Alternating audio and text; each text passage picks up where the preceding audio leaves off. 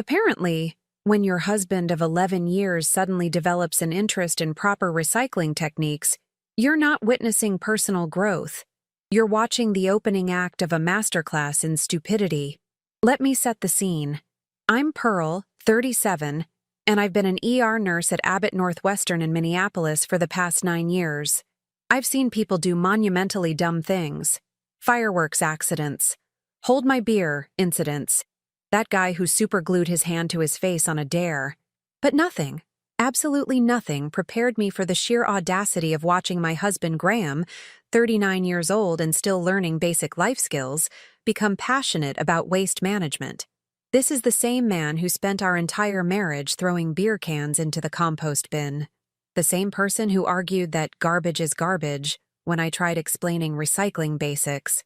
For 11 years, he couldn't tell the difference between organic waste and aluminum if his life depended on it.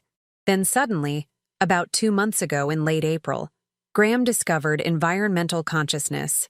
Every single evening at exactly 6 o'clock, he'd grab the trash bags with this weird enthusiasm and announce, "I'll take care of the garbage, honey," like he was doing me some heroic favor. Now, I'm not saying I'm a genius, but I didn't become a nurse by ignoring symptoms.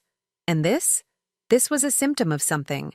The first time I actually paid attention, I was coming home early from a shift. Rare for me because Abbott keeps us on 12-hour rotations. It was a Tuesday in late April, about 6:15 p.m. I turned onto our street just in time to see Graham at the dumpster area, chatting animatedly with our neighbor Fallon. Fallon, 34, blonde, divorced, lives 3 units down. The woman who somehow needed help with every household task known to mankind. Broken disposal? Better call Graham. Internet acting up? Graham knows computers. That time her car wouldn't start? Graham's got jumper cables. But here's the thing that really got me. She was walking a golden retriever. Fallon doesn't own a dog. She's allergic. I know this because she mentioned it at last year's HOA meeting when we discussed the pet policy updates. So there they were, my husband and the dog-borrowing neighbor, laughing at the recycling bins like they were watching a comedy special. And when Graham came home 20 minutes later, he didn't mention the encounter. Not a word. I'm a nurse. We're trained to notice patterns, and this was definitely a pattern forming. The next Tuesday, I paid attention again. 6 o'clock, Graham grabbed the trash. I watched from our second-floor bedroom window. Sure enough, Fallon appeared with that same golden retriever exactly 3 minutes later. They spent 15 minutes by the dumpsters. 15 minutes. To throw away garbage. Unless they were discussing the philosophical implications of single-stream recycling, something else was happening. Thursday came around. Same routine. Graham, trash, 6:00 p.m. sharp. Fallon, mystery dog, 6:03 p.m. Another 15-minute conversation about absolutely nothing, apparently. That weekend, I did what any rational woman would do. I went to Best Buy and dropped $1,200 on home security equipment. Solar panel outdoor lights with hidden cameras, motion sensor decorations for our little patio, and the pièce de résistance, a Ring doorbell that Graham himself installed 2 days later, thinking he was being a proactive husband about home security. "These cameras will keep us safe, babe," he told me, screwing the doorbell into our front frame. Oh, Graham. If you only knew. I spent the following week setting everything up properly. The solar lights covered our backyard fence line, the fence that separated our patio from Fallon's. The motion sensors caught the side pathway between our units. The Ring doorbell captured our front entrance and, conveniently, had a wide-angle view that included Fallon's front door. Once everything was operational, I started collecting evidence. Every Tuesday and Thursday, I worked my 12-hour shift at Abbott Northwestern. Every Tuesday and Thursday, my cameras worked their 12-hour shift at home. Week 1 of surveillance. Graham, helping Fallon fix her kitchen faucet. The repair took 90 minutes. He wore the shirt I bought him for our 10th anniversary. Week 2. Graham, picking up a package that was accidentally delivered to our place. Except the package was addressed to her, and he stayed inside her unit for 2 hours. Week 3. This is where it got bold. I watched on my phone from the hospital break room as Graham literally climbed over our shared fence at 2:30 p.m. Climbed. Over. The fence. The man who complains about taking the stairs. He scaled a 4-foot fence like he was training for American Ninja Warrior. By the end of week 6, early June, I had collected 9 videos, 9 separate incidents, all time-stamped, all dated, all crystal clear on my phone's app. The evidence was damning, but evidence without strategy is just sadness with receipts. I needed a plan, and that's when I remembered something crucial. Our condo complex holds mandatory quarterly assemblies, and Fallon? She wasn't just a neighbor. She was the president of the events committee, the woman who organized our building's social calendar, who planned the summer barbecue, who ran the quarterly meetings with her perfectly prepared PowerPoint presentations. The next assembly was scheduled for Saturday, June 8th. Fallon had already sent the email reminder, "Quarterly assembly, please attend. We'll review community updates and plan our summer festivities." She'd be presenting, with her laptop, controlling the projector, in front of all 73 families in our complex. And suddenly, I knew exactly what to do. But first, I needed access to something very specific. Friday, June 7th, 24 hours before the assembly. I had the evidence. I had the venue. Now I just needed the weapon. The weapon in this case was Fallon's own laptop. Here's what you need to understand about suburban condo politics. People like Fallon thrive on being helpful. They live for the moment someone needs something they can provide. It makes them feel important, necessary, irreplaceable. It's the same instinct that made her borrow a golden retriever she's supposedly allergic to, just to manufacture encounters with my husband. So Friday evening, while Graham was conveniently working late, his new favorite phrase, I made a phone call. "Fallon? Hi, it's Pearl from Unit 4B. Her voice came through all syrupy sweet. "Pearl, how are you, honey?" Honey. This woman called me honey while sleeping with my husband. The audacity could power a small city. "I'm good. Listen, weird question. Is your laptop working okay? Mine completely died this morning, and I have this whole presentation for the assembly tomorrow. The landscaping committee wants me to show photos of the proposed garden renovation near the mailboxes." Silence for exactly 2 seconds. Then, "Oh no, that's terrible timing." "I know, right? I was thinking maybe I could just load my photos onto a USB drive and use your laptop during the meeting. Would that be okay? I'd only need it for like 5 minutes max." I could practically hear her mental calculations. Say no and look unhelpful in front of the community? Or say yes and be the generous neighbor who saves the day? "Of course," she chirped. "That's totally fine. Just come a few minutes early and we'll get you all set up. I'll have everything ready to go. You're a lifesaver, Fallon. Seriously, thank you so much. Happy to help." I hung up and stared at my phone for a solid minute. Part of me, the part that still remembered our 5th anniversary trip to Duluth, the way Graham used to bring me coffee in bed on Sundays, felt something almost like sadness. Then I opened my camera app and watched the video from May 21st. Graham and Fallon on her patio, his hand on her lower back, both of them laughing at something. He was wearing my favorite blue shirt on him. The one I told him made his eyes look nice. The sadness evaporated, replaced by something much more useful: focus. I spent Friday night preparing my USB drive with the care of a surgeon prepping for a complex operation. Created a folder labeled Community Garden Project 2024. Inside that folder, 9 video files, each one renamed with an innocent-looking title. Mailbox Area View 1.mp4. Proposed Site Angle 2.mp4. Timeline Documentation 3.mp4. But here's the technical bit that would make everything work. I adjusted the folder's thumbnail view settings to extra large icons. When opened on any computer, the videos would display as preview thumbnails. Large, clear, unmistakable preview thumbnails showing the first frame of each video. The first frame of Mailbox Area View 1.mp4, Graham entering Fallon's front door. Date stamp, May 7th, 2:35 p.m. The first frame of Proposed Site Angle 2.mp4, Graham and Fallon in her kitchen. He's shirtless.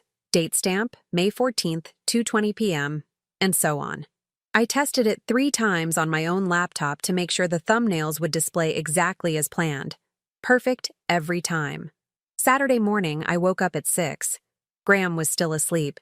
He'd come home around midnight, and when I got close enough, I caught the scent of something sweet. Vanilla, maybe. Or some floral perfume that definitely wasn't mine. The kind of thing people burn in those trendy candles. Interesting, considering Fallon had posted about her favorite vanilla-scented candles in our building's Facebook group last month. But that was probably just coincidence. I got dressed with deliberate care. Nothing too fancy. Jeans, a casual blue sweater, sneakers. The kind of outfit that says, "I'm just here for a boring condo meeting," rather than, "I'm about to detonate your entire life in front of 73 families." Graham stumbled into the kitchen around 9. Morning. "What time's that building thing today?" 3 o'clock. "You're coming, right?" "It's mandatory." He poured coffee, not meeting my eyes. "Yeah, I'll be there. Probably should make an appearance." An appearance. Like he was doing the community a favor instead of facing the consequences of his choices. "Great," I said, smiling. "Fallon's presenting the summer events schedule. Should be interesting." His hand froze on the coffee pot for just a fraction of a second. "Oh, yeah, that's cool." I wanted to laugh, or scream, or both. Instead, I ate my cereal and checked my phone like everything was completely normal. At 2:45 p.m., I walked down to the community center, the ground floor space we used for meetings, parties, and apparently public executions. The room was already filling up. Our complex took these assemblies seriously because they directly affected property values and community standards. Fallon was at the front, setting up her laptop and the projector. She looked polished in a white blouse and black pants, her blonde hair perfectly curled. Presidential. "Pearl!" She waved me over. "Come on up. Let me get your presentation loaded." I walked to the front, USB drive in hand. Around us, neighbors were filing in. The Johnsons from 2C with their twin boys. Margaret from 5A who never missed a meeting. The retired couple from 1F who'd lived here since the building opened in 2008. The young tech professionals from 3D who usually spent meetings on their phones. By 3:00 p.m., the room was packed. 73 families. Some had both spouses present. Some brought kids. The fire marshal probably would have had concerns about capacity, but that wasn't my problem today. Graham walked in at 3:02 p.m., spotted me at the front table, and gave a little wave before sitting in the middle section. Far enough back to seem casual. Close enough to escape easily if needed. Or so he thought. The meeting started with the usual tedium. Building maintenance updates, parking policy reminders, landscaping contract renewals. I sat at the front table, USB drive in my pocket, waiting. Fallon presented the budget report. She was good at this. Confident, organized, making eye contact with the crowd. Several people nodded along as she discussed reserve fund allocations. Then she got to her favorite part, the events calendar. "And now for the fun stuff." She clicked to a slide showing clip art of barbecues and fireworks. "Our summer schedule. We have the 4th of July picnic, the back-to-school pool party, and of course, our annual September barbecue competition." People perked up.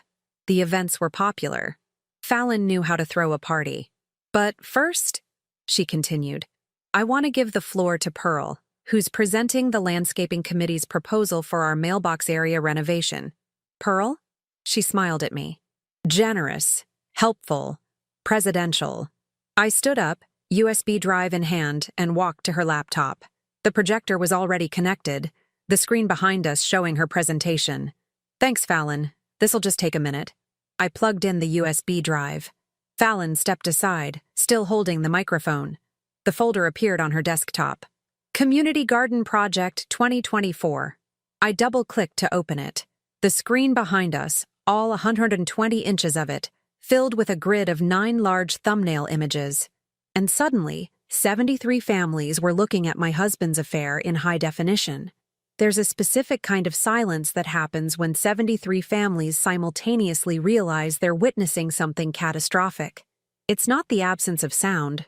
There were still kids fidgeting, chairs creaking, someone's phone buzzing. But the quality of the air changes. becomes heavier, expectant. I stared at the screen like I was seeing these thumbnails for the first time. 9 large preview images arranged in a perfect grid, each one showing a crystal clear moment, each one time-stamped, each one undeniable. "Oh," I said into the microphone Fallon had left on the podium. "That's weird. These aren't my files." I clicked on the first thumbnail. The video filled the screen. Graham, walking through Fallon's front door. The date stamp in the corner read, May 7th, 2:35 p.m. His anniversary shirt was visible even from the doorbell camera angle. "Huh," I said, my voice perfectly steady. "That's strange." Behind me, I heard Fallon make a small choking sound. I clicked the next thumbnail. Video 2 played automatically. Graham and Fallon in her kitchen. The angle suggested my backyard camera had a better view than I'd realized. He didn't have a shirt on. She was laughing at something he said. The date stamp, May 14th, 2:20 p.m. The timestamp also showed I was at work. My 12-hour shift, saving actual lives while my husband was apparently losing his mind. "I'm so sorry," I said to the room, not sorry at all. "I must have grabbed the wrong USB drive. How embarrassing." I reached for the laptop like I was going to close it. Moved slowly enough that at least 20 people in that room had time to pull out their phones and start recording the screen. Margaret from 5A was definitely filming. So were the tech bros from 3D. The Johnsons' teenage son had his phone up faster than anyone. "Wait!" The voice came from the back. Bill Morrison from 6C, 72 years old, retired accountant, the man who ran our complex's finances with spreadsheet precision. "What exactly are we looking at here?" I said carefully. "These are security camera videos from around the complex, but I have no idea how they got on my USB drive." Fallon finally found her voice. "Turn it off. Turn it off right now." She lunged for the laptop. I stepped aside smoothly. 12-hour ER shifts teach you to dodge fast-moving objects, and her momentum carried her past me into the podium. The microphone squealed with feedback. "Let's not be hasty," someone else called out. Rita from 4F, the woman who ran the neighborhood watch program with the intensity of a military operation. "If there's a security concern in our building, we should all be aware." "It's not a security concern," Fallon snapped, her presidential composure completely gone. "It's a privacy violation." "Privacy violation?" I raised an eyebrow. "These are outdoor cameras, common areas. Technically, anyone could install security equipment facing shared spaces." I checked the HOA bylaws. Because of course I had. "I want to see the rest," Rita announced. "If someone's been compromising our building's security, it's not about security." Fallon's voice hit a pitch that probably scared dogs in a 3-mile radius. But by then, half the room was murmuring. Phones were out. People were leaning forward. I clicked thumbnail 3. May 21st, 3:15 p.m. Graham climbing over the fence between our patios. The solar panel light camera had caught it perfectly. The way he looked around first to see if anyone was watching, the slightly awkward scramble over the top, the way Fallon's back door opened before he even knocked. Someone in the audience actually gasped. "Is that Graham?" Margaret Stage whispered to her neighbor. Graham, who'd been sitting frozen in his seat, stood up abruptly. "This is ridiculous. Pearl, what are you doing?" "Trying to show my landscaping presentation," I said innocently. "But I seem to have the wrong files. So weird how technology works sometimes." He started moving toward the exit, the side door near the back. Bill Morrison stepped in front of it.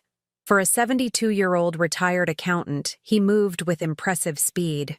"I think," Bill said quietly, "everyone here deserves an explanation before anyone leaves." "I don't owe anyone anything," Graham shot back. "Actually," Rita stood up, pulling out a printed copy of something. "According to Section 7 of our Community Conduct Standards, behaviors that compromise the integrity and harmony of our residential community are subject to review by the full assembly.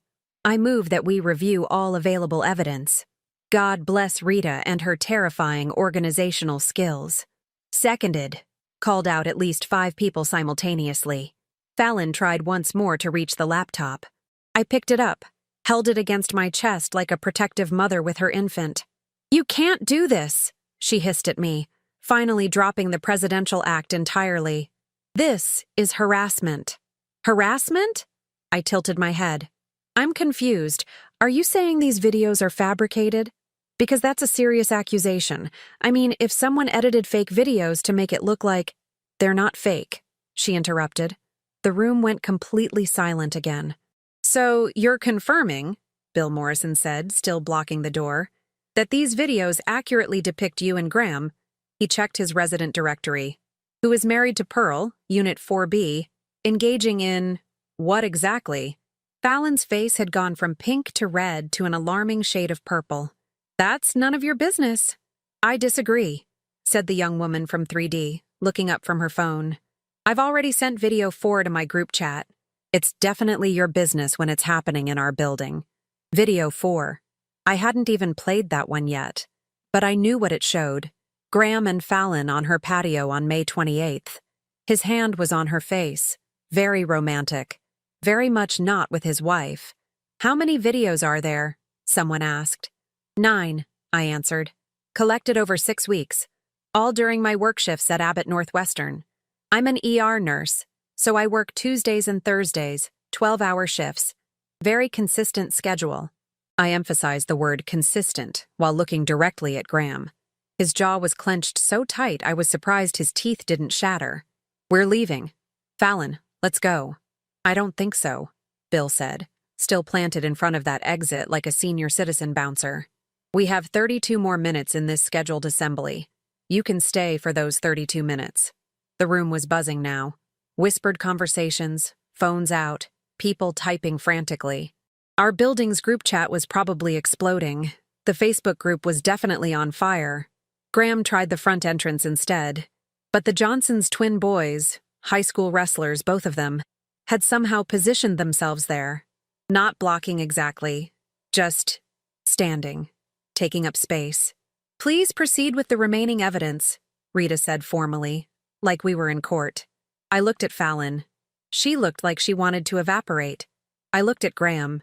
He looked like he wanted to flip the table. I looked at the room full of neighbors, people we'd lived next to for years, shared hallways with, made small talk with in the mailroom. Actually, I said, closing the laptop gently, I think we've seen enough. The point has been made. Rita looked disappointed. Several others groaned.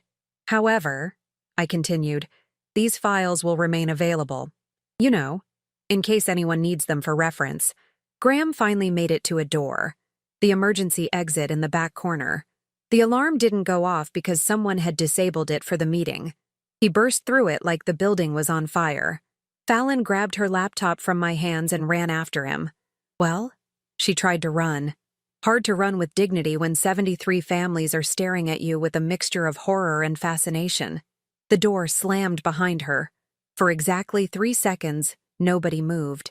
Then the room exploded into conversation. The thing about suburban condo complexes is that they're essentially small towns with elevators.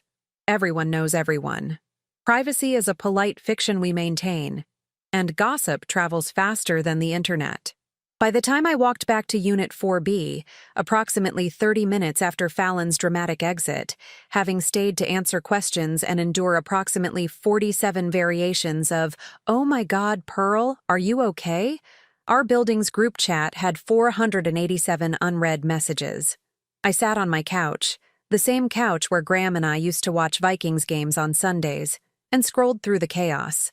Rita had posted, Emergency HOA board meeting requested for Monday, June 10th, 7 p.m.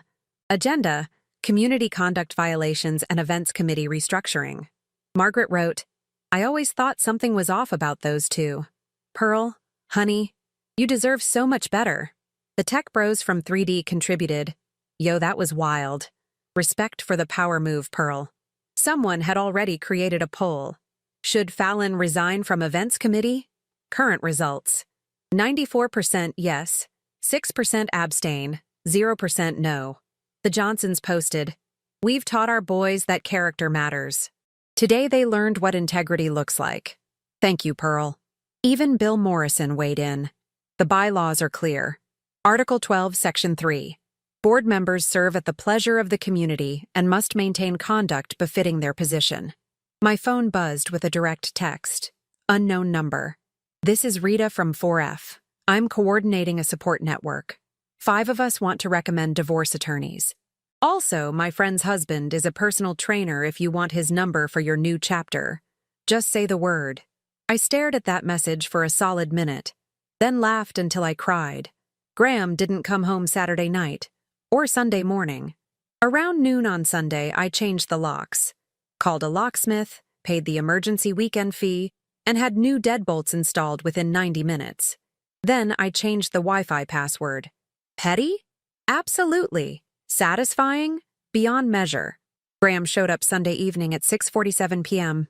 I know the exact time because I watched him on the Ring doorbell, the one he'd installed himself, as he tried his key 3 times before realizing it didn't work. He rang the doorbell. I answered through the speaker. Pearl, let me in. We need to talk. Do we? I asked, my voice crystal clear through the intercom. This is my house too. You can't lock me out. Actually, my attorney Michelle Brennan advised me Friday afternoon that I have every right to remain in my home during separation proceedings. If you want access, you're welcome to get a court order. Until then, these are my locks. The doorbell camera showed his face perfectly. That specific expression when someone realizes they've been outplayed. You planned this, he said. I documented this. There's a difference. You want your clothes? I'll have them packed by Tuesday. You can pick them up from the lobby. Pearl? I ended the call and turned off the doorbell's speaker function. He stood there for another 5 minutes before finally leaving. I watched him walk to his car, get in, and drive away. Probably to Fallon's place. Except Monday morning, I learned something interesting. The woman from 2A, Jessica, worked in real estate, knocked on my door with coffee and sympathy. Thought you might need this, she said, handing me a Starbucks cup. Also, professional curiosity. I noticed Fallon listed her unit for sale this morning, like 7 a.m. this morning. Called her agent at midnight last night, apparently. I blinked. She's selling? Asking $389,000, which is about 30 grand under market value for a 2-bedroom in this complex. She wants out fast. By Monday afternoon, 3 different families had toured Fallon's unit. By Tuesday, she had an offer. By Wednesday, she'd accepted it. I ran into her exactly once during this time. Wednesday morning, 6:15 a.m. I was leaving for an early shift. She was coming back from walking that borrowed golden retriever. Apparently, she'd committed to the bit even in her final days here. We stood in the hallway. Her door. My door. 10 feet of carpeted corridor between us. You destroyed my life, she said quietly. I adjusted my scrubs, my nursing badge clipped to the pocket. No. I documented your choices. You destroyed your own life. I just provided the visual aids. Everyone hates me now. Everyone knows you now. There's a difference. She looked like she wanted to say more. Instead, she went into her unit and closed the door. That was the last conversation we ever had. Graham tried calling 17 times that week. I blocked his number on Tuesday. He tried emailing. I set up an auto-filter sending everything to a folder labeled Evidence for Attorney. The emergency HOA meeting on Monday night was standing room only. 73 families sent representatives. Some sent both spouses. The Johnsons brought their twins again, probably as a learning experience about consequences. Rita ran the meeting with the efficiency of a Fortune 500 CEO. First order of business. Fallon's resignation from the events committee, effective immediately. Everyone voted in favor. 0 opposition. Second order of business. Election of new events committee chair. Margaret stood up. I nominate Pearl. I choked on my water. What? She clearly knows how to organize a presentation, someone called from the back. Pretty sure it was one of the tech bros. She demonstrated strong planning capabilities, Bill Morrison added. And follow-through. Rita nodded approvingly. The vote was unanimous. Literally, unanimous. I became events committee president by acclamation, which felt like the universe had developed a wicked sense of irony. Thursday afternoon, I was leaving for my shift when I found a package outside my door. Inside, 3 bottles of wine and a card signed by 12 different neighbors. The message read, "For the woman who proved that living well is the best revenge. Can't wait for the summer barbecue. We trust your judgment on entertainment. That Saturday, 1 week after the assembly, I attended my first official events committee meeting. 6 people showed up. Rita, Margaret, Bill Morrison, Jessica from 2A, the tech bros from 3D, and Mrs. Patterson from 1F, who'd been on the committee since 2008. First item, Mrs. Patterson said, adjusting her glasses. Summer barbecue theme. Fallon had suggested backyard paradise. Any alternate proposals? I thought about Graham trying his old key in the new locks, about Fallon's realtor sign going up, about the group chat messages of support, about the neighbors who'd become allies. How about new beginnings? I suggested. Perfect, Rita said. All in favor? Unanimous again. Also, Bill Morrison added, checking his notes, we'll need a new projector setup for future presentations. The old one worked a little too well, apparently. The whole committee laughed. That night, Graham sent one final email that made it through before I updated my filters. I never meant to hurt you. Can we please talk? I read it twice. Then I opened our shared calendar, the one we'd maintained for 11 years of marriage, coordinating work schedules and grocery runs and oil changes and all the mundane details of a life together. I deleted his access with a single click. Then I typed a response. Talk to my attorney. Her name is Michelle Brennan. She's expecting your call. I hit send, blocked his email permanently, and opened my laptop to start planning the summer barbecue. After all, I had a community event to organize, and a reputation for memorable presentations to uphold. 3 months later, I stood in front of a projector again. Same community center. Same 120-inch screen. Different presentation entirely. The summer barbecue planning committee had gathered to finalize details. The theme, New Beginnings, had inspired some genuinely creative ideas. Someone suggested we include a raffle. Rita proposed a volleyball tournament. The tech bros from 3D wanted to set up a sound system for music. And for entertainment, Margaret said, grinning at me. Should we include a slideshow? The entire room burst out laughing. Absolutely not, I said, fighting my own smile. I think we've had enough memorable presentations for 1 year. The divorce was finalized in August. Graham didn't contest anything, probably because his attorney explained that fighting a case where video evidence had already gone viral in a community of 73 families was professional suicide. Michelle Brennan, my attorney, who turned out to be worth every penny, got me the condo, the car, and a settlement that made Graham's face go pale when he signed the papers. We met exactly once during the proceedings, in Michelle's office for the final signatures. I'm sorry, he said as he handed back the pen. For what it's worth. I looked at him. This man I'd spent 11 years with, who I'd loved, who I'd built a life with, and felt absolutely nothing. It's worth very little, I said. But thank you for the apology and the house. He moved to St. Paul, different suburb, different life. I heard through the building gossip network that he was dating someone new. Good for him.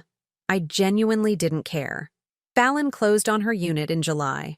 The new owners were a nice couple from Chicago with an actual golden retriever, a real one, not borrowed. They introduced themselves at the mailboxes, asked about the neighborhood, seemed pleasant. I didn't mention the previous owner. They'd find out eventually. Suburban condo complexes don't keep secrets. I ran into Fallon one last time on moving day. She was loading boxes into a U-Haul, looking exhausted and significantly less presidential. Our eyes met across the parking lot. She didn't wave. Neither did I. Some distances don't require closure. The summer barbecue happened on September 7th. Perfect weather. 78 degrees, sunny, light breeze. The volleyball tournament was a huge success. The raffle raised $800 for the building's reserve fund, and the food was spectacular because apparently half the complex had decided to show off their grilling skills. I spent most of the afternoon manning the check-in table, greeting families, making small talk. Normal things, boring things, gloriously boring things. Around sunset, Rita brought me a plate of food and a beer. You did good, she said, gesturing at the party around us. This is the best turnout we've had in years. People like free food and gossip, I shrugged. I just provided the venue. You provided a lot more than that. She clinked her beer against mine. You showed this community what backbone looks like. I thought about that. About the 6 weeks of silent investigation. About the USB drive. About standing in front of 73 families and refusing to be ashamed of someone else's choices. I just got tired of being the only person who didn't know the truth, I said finally. Rita nodded. That's fair. But you know what? You didn't just expose them. You showed everyone here that it's okay to demand better, to expect better. That's leadership. Leadership. From the woman who once spent 11 years picking up after a man who couldn't differentiate recycling from trash. The universe really does have a sense of humor. That night, after the barbecue ended and the cleanup was finished, I went back to my condo. My condo now, no shared pronouns necessary, and sat on the balcony. The same balcony where Graham used to grill steaks on Saturdays, where we'd drink coffee and discuss our weeks. I didn't miss him. That was the surprising part. I missed the idea of him, maybe. The partnership I'd thought we had. But the actual person? The man who'd spent 6 weeks climbing fences and lying about recycling? No, I didn't miss that at all. My phone buzzed. Text from one of the ER nurses at Abbott Northwestern. Night shift is chaos. Wish you were here instead of whatever other Pearl is covering. I smiled. Work continued. Life continued. The world kept spinning regardless of suburban drama and failed marriages. In September, the events committee voted to make me permanent chair. I accepted on one condition: no more PowerPoint presentations at assemblies unless absolutely necessary. Everyone agreed immediately. Looking back, people ask if I regret how I handled it, if I'd do anything differently, if the public exposure was too harsh. My answer is always the same. I don't regret truth. I regret wasted time. I regret ignoring red flags. I regret 11 years with someone who thought I was too busy saving lives to notice him destroying ours. But that USB drive? That assembly? That moment when 73 families saw exactly who they'd been living next to? No regrets whatsoever. The next quarterly assembly is in December. Rita's already joking about whether I'll bring visual aids. Margaret suggested I present the budget report with theatrical flair. I'm planning something much more boring, a normal meeting with normal updates and absolutely zero drama. But I'm keeping those security cameras running, just in case someone else decides my recycling schedule is particularly fascinating.